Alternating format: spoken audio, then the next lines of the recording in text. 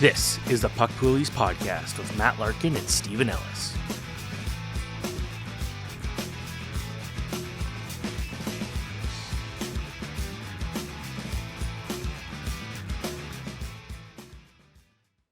Hello, everybody. And for the first time ever, I am saying welcome to Puck Poolies. It's Matt Larkin here, managing editor and senior writer at Daily Faceoff, joined by my colleague, Stephen Ellis, associate editor and prospect analyst at Daily Faceoff. And we are launching a new fantasy hockey podcast literally right now, right this second. It's beginning. We're really excited. We're going to be doing this every week for you. We're going to have lots of fantasy advice on waiver pickups. We're going to take your questions. We're going to talk about prospects. We're going to tell you about our own teams as well, because we want you to know that we're in this together. We're fighting the good fight with you, and it's going to be a lot of fun. We're going to have guests. It's going to be a blast. And we may as well start this episode, Stephen, the way we start every episode, the way we're going to, which is talk about our team. So for our new listeners, maybe some old listeners that used to follow us over at the Hockey News, tell us a little bit about how your fantasy hockey team is doing right now. So I'm in a couple leagues. The one that I'm most focused on, and one I'll probably mention the most, is my 4-team league. And yeah, it sounds stupid, 4 teams, but it's all like close friends. We've had it for a long time, and it gets to the point where we get down to the regular season finale, and there's 4 teams that could all still take the championship, which is awesome. And this year, though, it's been a bit different. I've won every matchup until this past week. So if we recorded this last week, I would have had something much happier to say. I finally lost. I lost by about 20 points.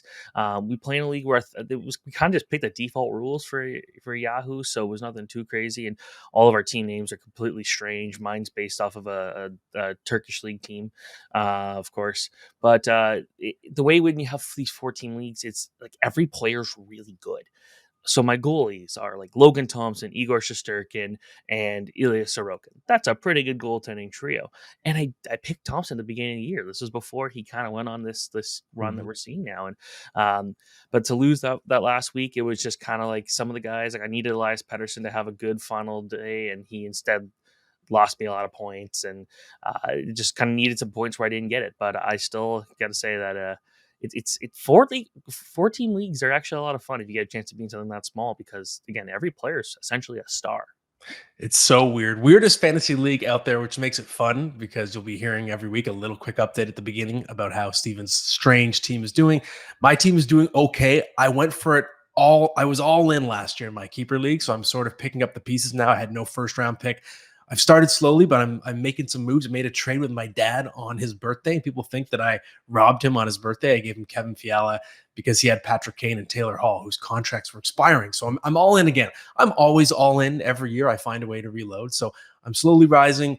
And Michael Bublé, Canadian singer, is in first place in our league, the bastard, which annoys me, super competitive. But right now he's in first place. So now let's shift the focus to people listening who are hoping to get into first place. So Stephen, let's introduce our first segment that you'll get on every episode. For sure. So we're going to start with the Shallow League pickups of the week. And this is something where, there's players that I believe the criteria is players that are under 30% rostered in Yahoo.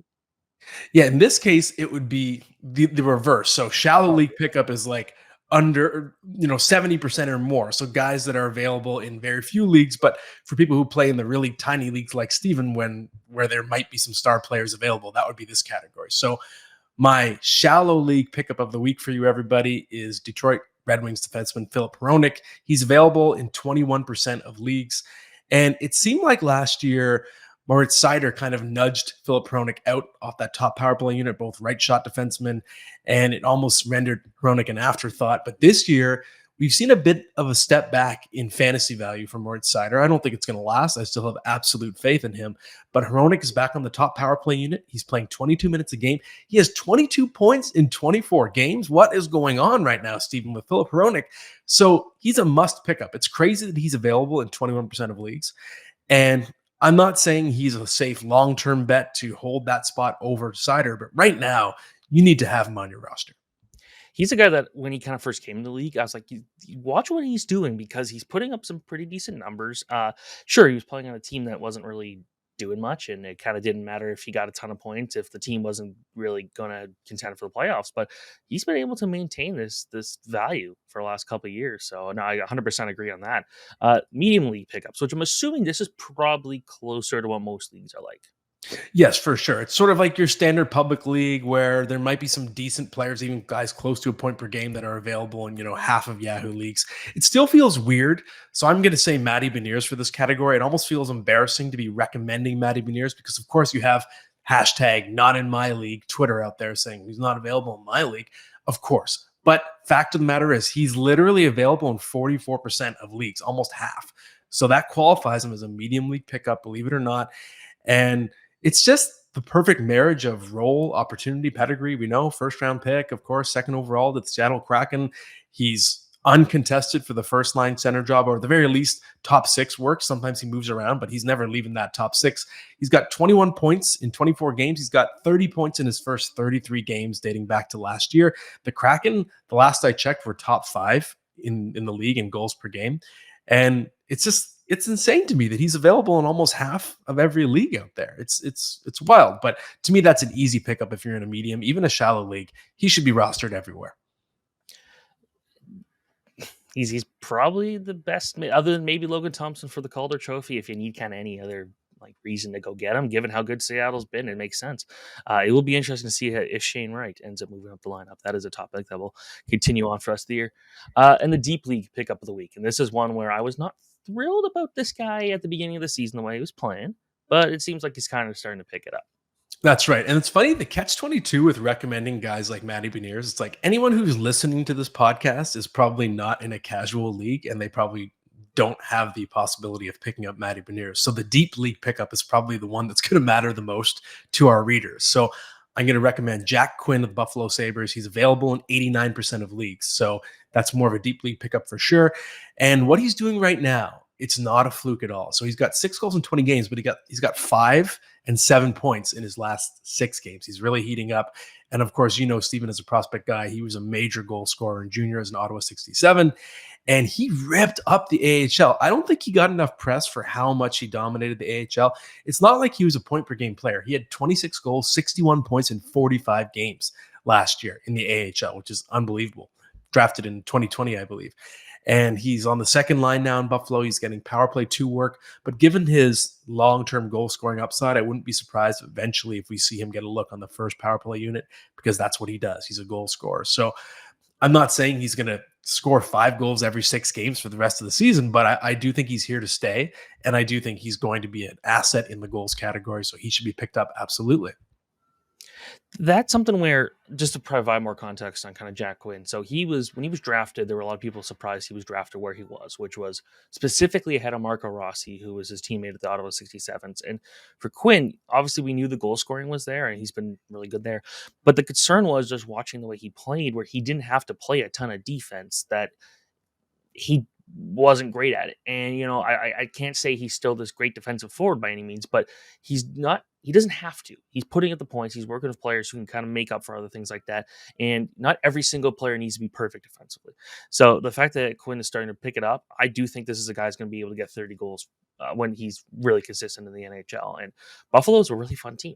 Wrote about it a few weeks ago, where this is a group where you're going to want to keep an eye on this, because there's a ton of young talent coming up. Let's not forget Rasmus Dahlin, who almost feels like the old guy here. And I don't know, what's he, like 22, 23? Like, he's not that old. But he's been in the league for a bit, and he's really established himself. And this is a group that I'm thrilled about. And once they figure out who's going to be the long-term goalie, or maybe it's a 1A, 1B with a couple of their guys, I think they'll be in good shape. Moving on to my favorite part of this, the WTF pickups of the week. And this is one where he's also still available in my league too.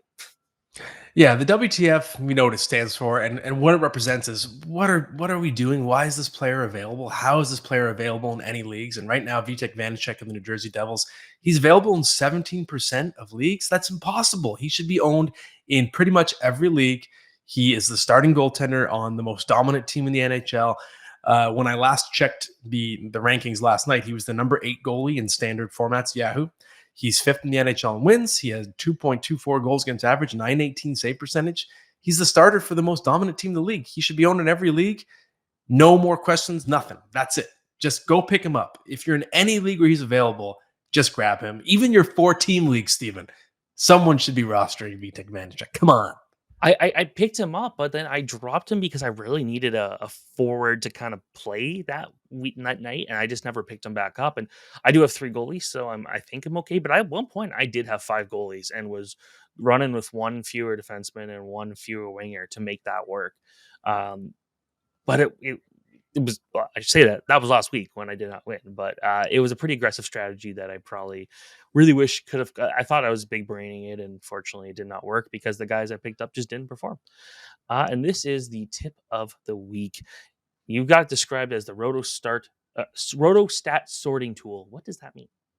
Okay, so this tip applies to head-to-head leagues, and I'll give you a little anecdote of how I realized how few people actually know this exists and how it's really important. So I was negotiating a trade with someone, and I said, "Dude, you really need a playmaker." And he said, "No, no, I like my goal scorers." And I said, "Dude, you're last in assists. You're first in goals. You don't need more goal scorers. That's law of diminishing returns. You already have a huge surplus. You're dead last in assists. How are you going to compete? I'm offering you the league leader in assists." And he said, "What do you mean? Well, how do you know? How do you know where I rank in assists?" I said, "Wait, you don't know about the Roto stats order?" He said, "No." And if you play in a Yahoo league, which is the most common format for league, the way you find it, it is actually pretty hard to find. If you look at the standings page, there's a little drop down like in the middle of the page. It says current standings, so you can control F if you need to find that, Apple F. And then you hit the drop down. It says head to head stats. You click head to head stats, and then you sort it by totals rather than win loss, and you can see where you rank in every single category of the Roto stats, which is really important. Of course, in Roto leagues, they're already on display, but in head to head leagues, if you want to have a balanced team, you have to be strong in every Roto category, and that's sort of the motto I use is win big, lose small. So if you have a balanced Roto team and you catch a team that doesn't have good balance, you can absolutely destroy them and you can win your match, depending on what your categories are, 12 nothing, 15 nothing, 16 nothing, whatever it is.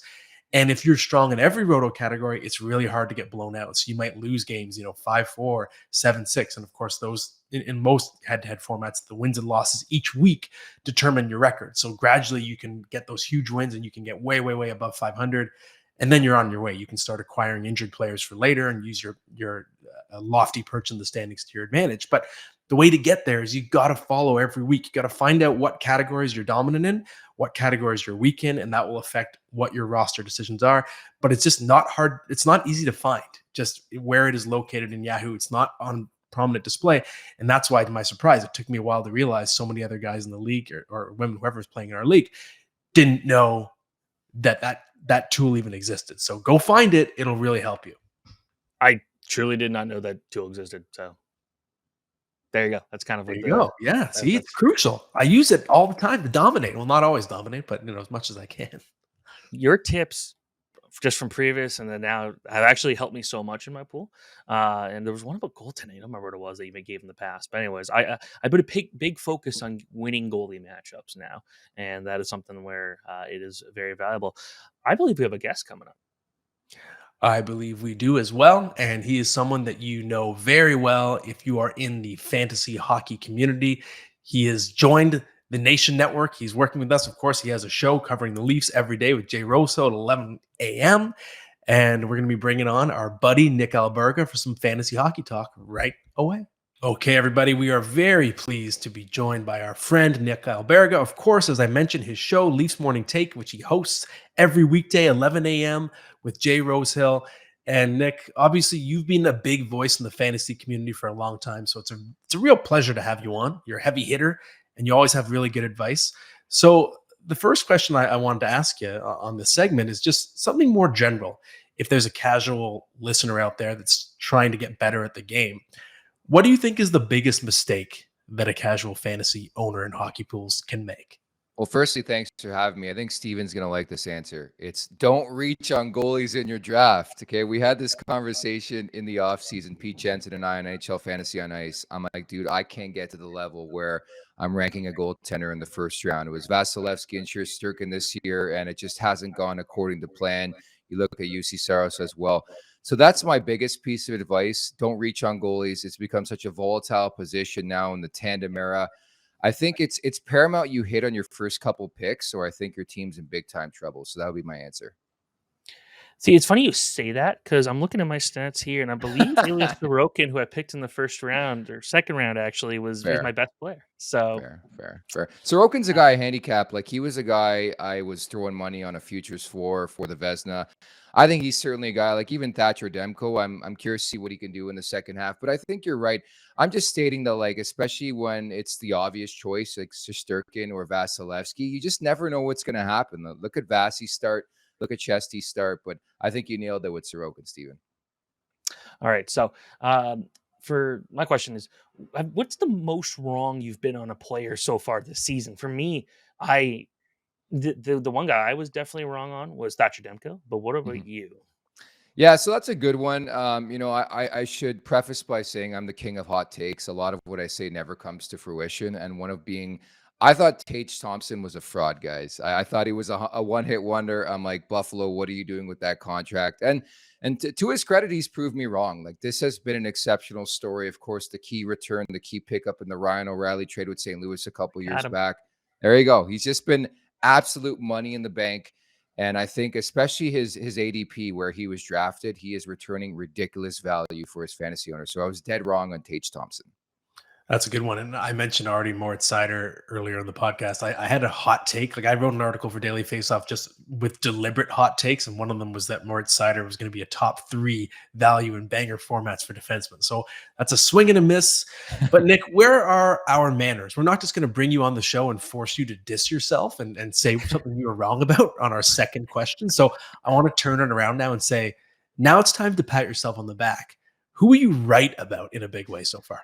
So number one, Dougie Hamilton, like that's the one guy I was all over going into the season for a bounce back campaign, and he's lived up to expectation. I think along those lines, staying in New Jersey, I know the analytics community wasn't crazy about Jack Hughes, but I was projecting a 100-point season, and he's right on par with that. He's been incredible.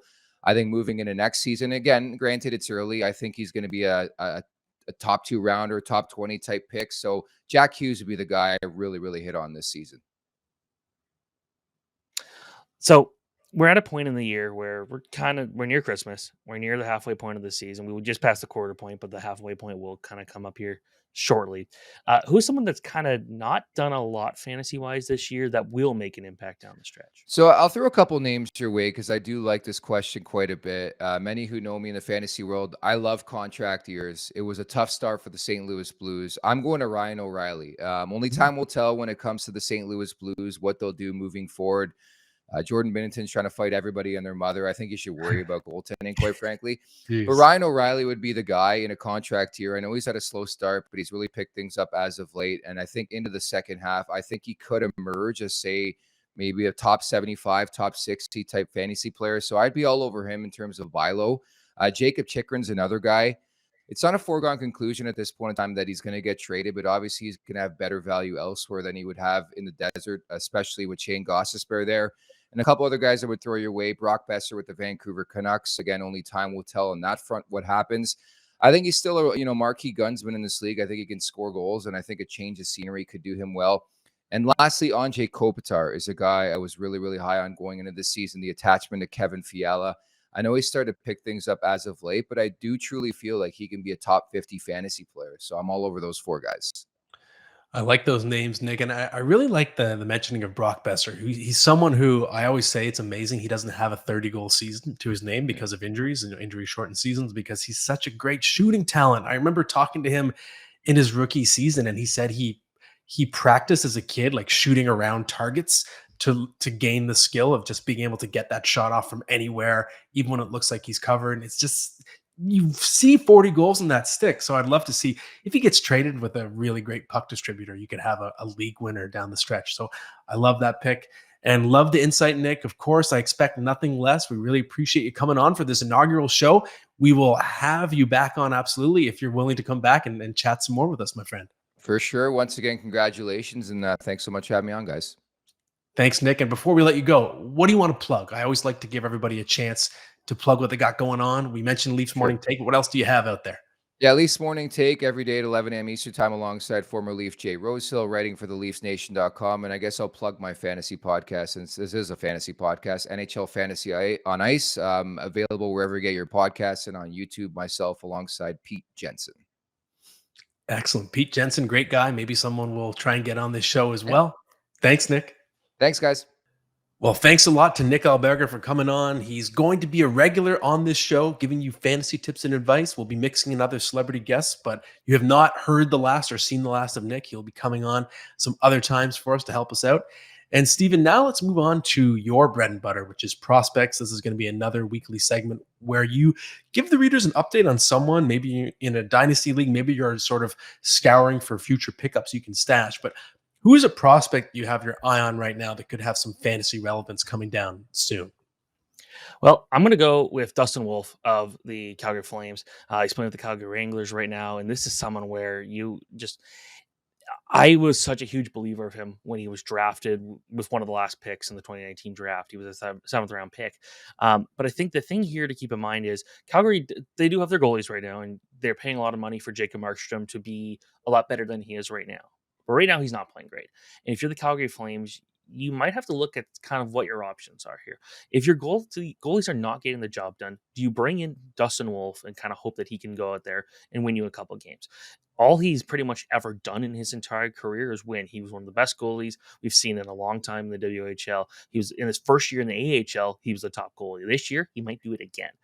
Dustin Tokarski might have something to say about that, but Dustin Wolf, it's a good time to be named Dustin in the AHL. Dustin Wolf is looking fantastic for the Calgary Wranglers, which is one of the more fun teams to watch in the league this year. I think if you're looking for a long-term goalie option, this is a guy that unless you're looking at someone who's really, or you're playing against people who really focus on prospects, they might not know much about him.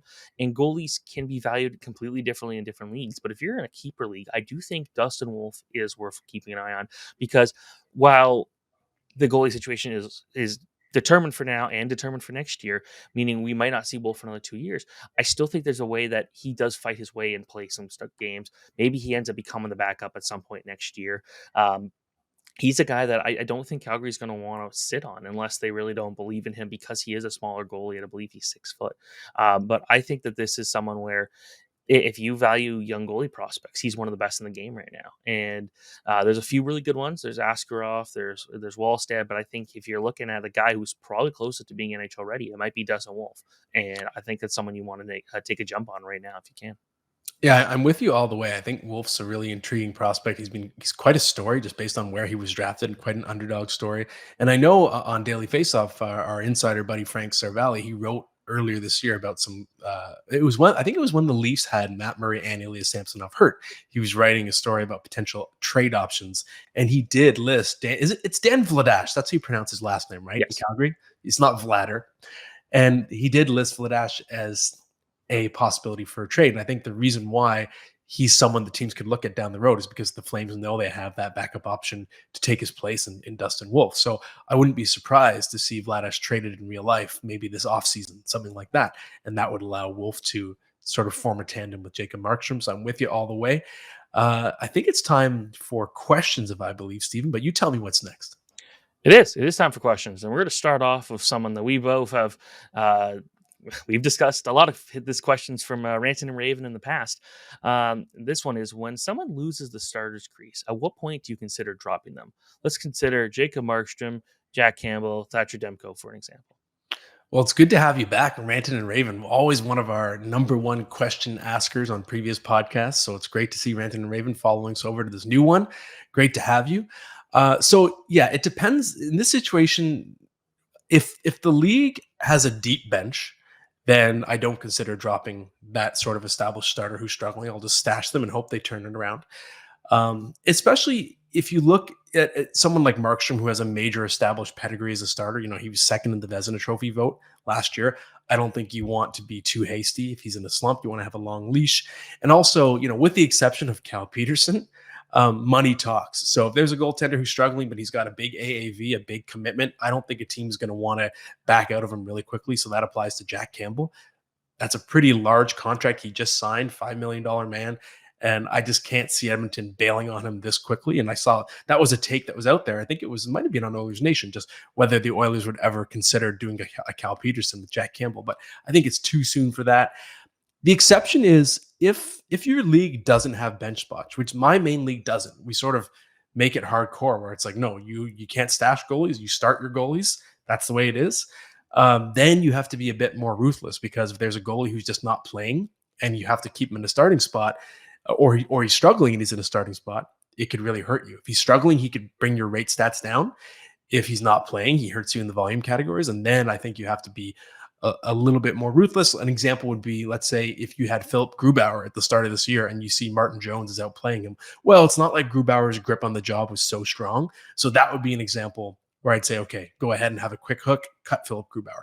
I just don't think you do it with someone like a Jacob Markstrom or Thatcher Demko. Demko a bit different because there's an injury, but Jacob Markstrom, when he's struggling right now, far too soon to give up on him.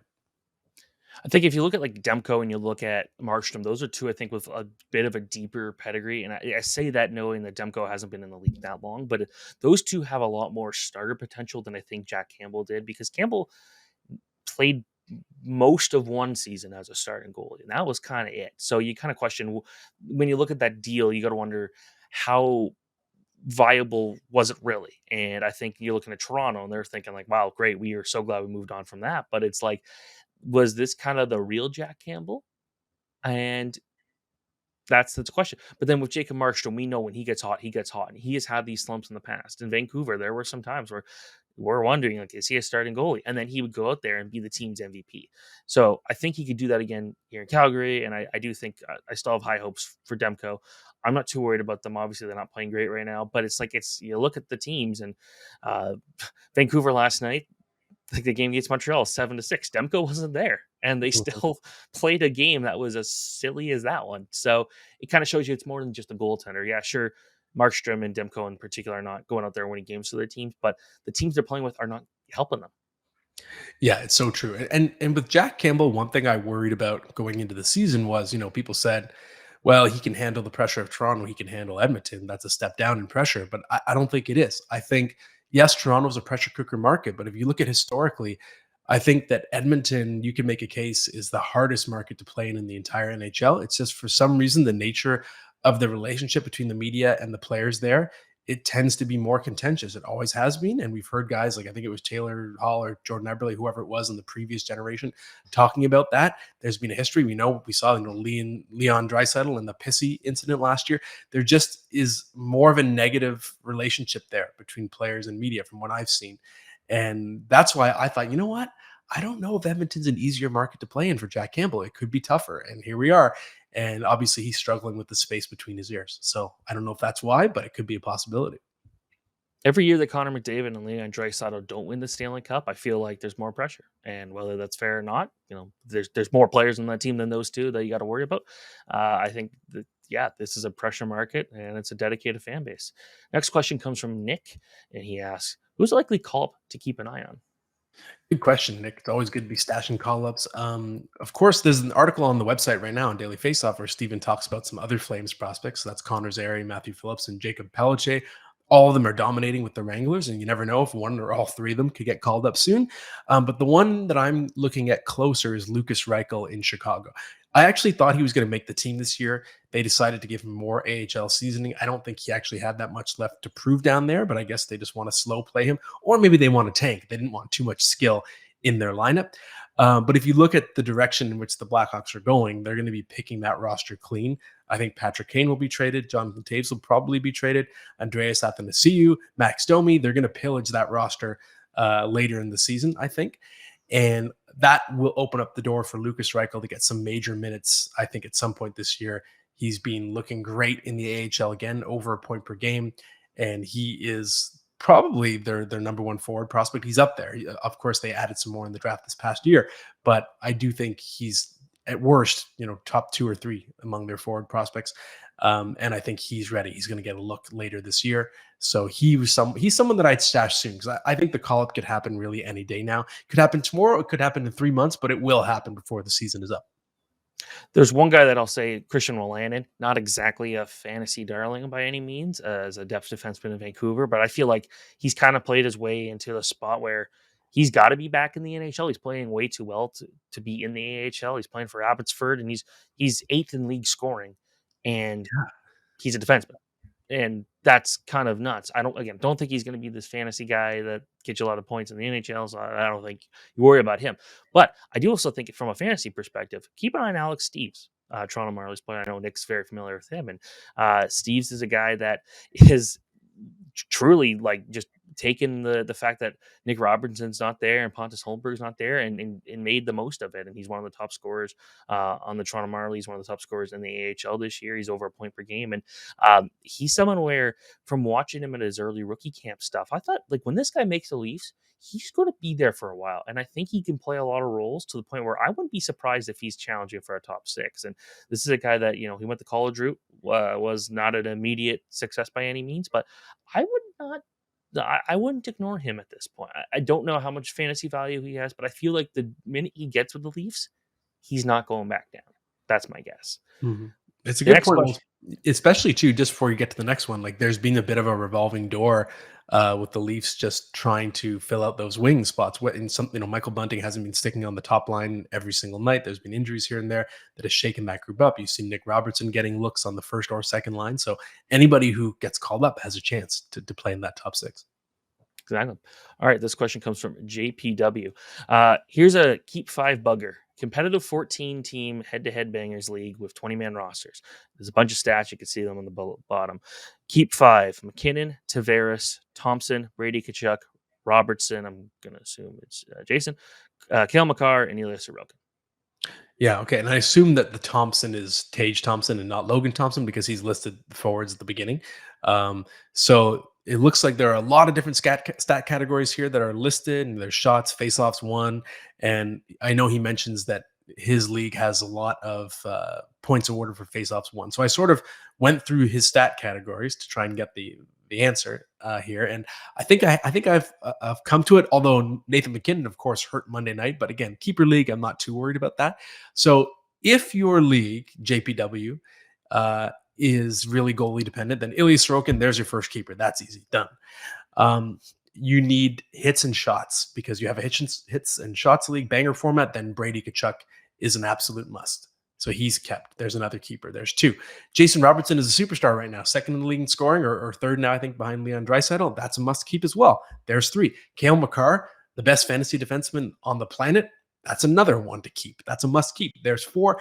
I think the fifth player is the toughest decision, but I think you still have to go with Nathan McKinnon just for the shots upside. And of course, you want faceoffs won. So McKinnon is my fifth. I thought about Tage Thompson, but I think you can't go wrong with McKinnon. Even though he gets hurt, he still, even if he plays like 60 games a year, he still gets 90 points in those 60 games. So those would be my five. It would be Sorokin, Kachuk, Robertson, McCarr, McKinnon. All right. Next question to go back to the goalie conversation is from Ryan Jackson. Based on what you're seeing, do you think Spencer Martin ends up becoming Vancouver's starter even after Demko returns? Demko went from fantasy god to fantasy zero, while Martin seems to have some budding potential. Okay, yeah. So Ryan, I'm not seeing what you're seeing. I mean, we saw last night was a bit of a barn burner for the Canucks, but I even was looking at your question before that game, and Spencer Martin's 27. He's never really been able to threaten even to just stick in the NHL, let alone challenge for a starting job until this season, right? This is his first year really sticking in the NHL at all. And Demko, he's the starter of the present. He's the starter of the future. And just the way he's paid, he's supposed to be the guy for Vancouver. Obviously, he's just a season removed from being, I think he was, you could argue, a top three goalie in the league last year. So it has been a really disappointing start, but like I said earlier in the show, money talks. The Canucks have invested too much money in him to give up on him. And even in the worst case scenario, if you want to be a conspiracy theorist and say that Thatcher Demko's on the trade block, well, then you're going to want to play him to showcase him as well. You don't want him riding the pine because that sort of sends a message about how you feel about him, and that can hurt his trade value. So I don't see any scenario in which Spencer Martin steals the job from Thatcher Demko right now. His save percentage too for his career, it's I think it was going into last night, it was maybe just above 900. It was nothing that really popped.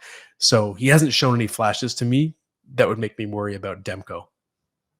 So he actually has a pretty solid record over his NHL career, but like you said, he's 27, doesn't have a ton of games to his credit, and his advanced stats are not fantastic by any means. And I like Spencer Martin. I've watched him play basically since he was a teenager, being from Oakville, and I was kind of surprised Vancouver decided to go with him as the backup goalie, to be honest. I thought they were going to go for an upgrade. So the fact that they went with him, and yeah, he was great last year in Abbotsford, but that didn't seem like that was the answer. So I was a little surprised, but he's having a good year. So good for him. This is from Dirk Jones. Thinking about Kochetkov in my keeper league, I have Freddie Anderson and Carter Hart. Have to drop one of them regardless, but can drop both. Do you like Kochetkov as a potential number one? I do. I do really like what I've seen from him so far. And I like his situation in Carolina because Frederick Anderson and Antti Ranta are both pending UFAs. And Carolina just re signed Kochetkov, right? So they sent a message, you are one of our two goalies next year and beyond. At best, they're going to keep just one of Frederick Anderson and Antti Ranta. So already, just in the competition between those three guys, Kochetkov has the leg up, and Carolina has already committed to him. So that bodes really well. Unlike the Hurricanes, though, I don't think you have to make the decision to commit to Kochetkov now. Like Carolina, he's only played 12. He has 12 career games in the regular season, and it's already been a few weeks, right, since Carolina has signed him. The sample size was so tiny. So you don't have to do what they did. You don't have to decide right now, Dirks, I'm keeping Kochetkov. Just let the season play out. Let that sample size grow. See if he's able to beat them out, Anderson and Ranta, to become the starter, and then you can make your decision. But overall, if I had to make the call right now, I'm pretty interested in Kochetkov, especially because with Freddie Anderson as a pending UFA, we don't know where he's going to go. What if he signs with a bad team and then he's in a bad situation next year, right? So you got to be careful depending on when your league's keeper deadline is. I've been in leagues where the deadline's really early because that's part of the fun that you don't know where he's going to go, which is pretty brutal. Like it's better if the deadline's after free agency, but every league is different. Either way, I'd say liking the potential so far.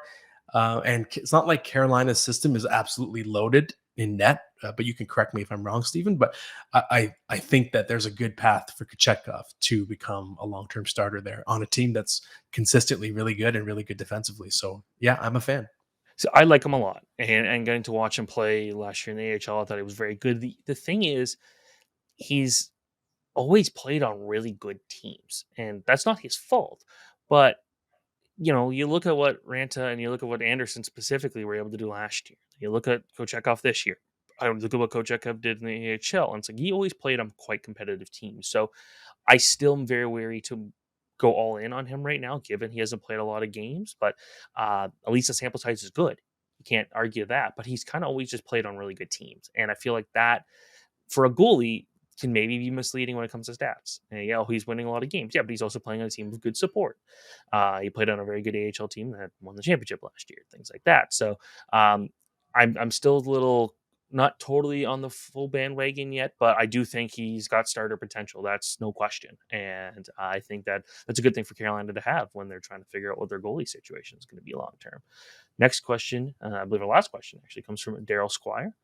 Which Leafs goalie do you like for the rest of the season? Samsonov or Murray? He already has Shesterkin. Yeah, that is so tough. And that's been a sort of back and forth battle between the two of them. And admittedly, going into the season, I thought it might have been a battle of who could be less bad. But they've actually both been two of the best goaltenders in the league when healthy, which is making Kyle Dubas, of course, look like a genius. And I've kind of gone full circle to what I said at the beginning of the season because both goalies got hurt. Both goalies are back now. And at the beginning of the season, I said I liked Matt Murray in the short term and Ilya Samsonov long term. And I've sort of come back to that because I do think the Leafs seem to treat Murray as the starter when they're both healthy, when all things are equal. He seems to be getting just a little bit more work than Samsonov. So right now, I think he's the goalie you want. But long term, I know both goalies have had injury problems, but Murray's a bit older. I think his injury history is a bit more detailed than Samsonov's. So I think Samsonov is a better bet to stay healthy over the course of the season. So if I had to make the one bet on one goalie to rely on from now until the end of the year, I think Samsonov eventually will take over the crease because I'm expecting Murray. I feel bad. I don't want to say I expect this person to get hurt, but it's just been a pattern in his career, soft tissue injuries. So I wouldn't be surprised if he gets hurt again. So I'm going to say Samsonov long-term, Matt Murray short-term. Okay, now it's time to introduce a segment that I love. I guess I'm just tooting my own horn because I made this up. But we call it the starting lineup, and it's a challenge which we will issue to each other every week to create a fantasy lineup out of something that isn't hockey related. So 6 of something. And for anyone listening or watching, we want you to participate. So if you have ideas for starting lineup topics, you can send them our way. And so I'm at Larkin Hockey. You can send them to me if you like. And the weirder the better. There's no such thing as a bad question as long as it's not inappropriate. So we're ready to tackle anything. We're going to start fairly safe for this one with something we know is in Steven's wheelhouse. He is a race machine. He loves auto racing, any forms of racing. He loves to race himself. So, Steven, I'm going to ask you for your first starting lineup of Puck Poolies, tell me your top 6 Formula One drivers of all time. Well, I'll just preface this by this. I'm a huge racing fan. F1, not near my top of my list, mostly because they spend bazillions of dollars and for some reason they can't make cars that pass. But I have still followed it throughout my entire life. So I want to start with number 6, being Max Verstappen. And I know that's a lot of projection right now, but I think that the fact he's started off so strong in his career is huge. And then he's followed up by back-to-back championships with one of the most dominant seasons we've seen in a long time.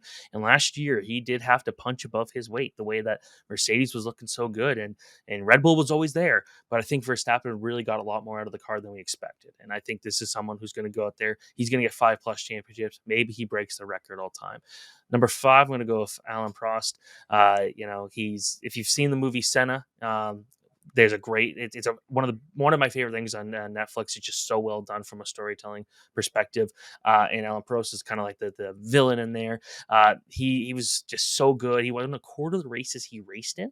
But once he retired, so I guess this is not F1. He went and did He did bike racing. He went and did ice racing. This guy was pretty talented in a lot of things. So I think that's a guy that I really liked. Sebastian Vettel, who just retired, got to put him in there for sure.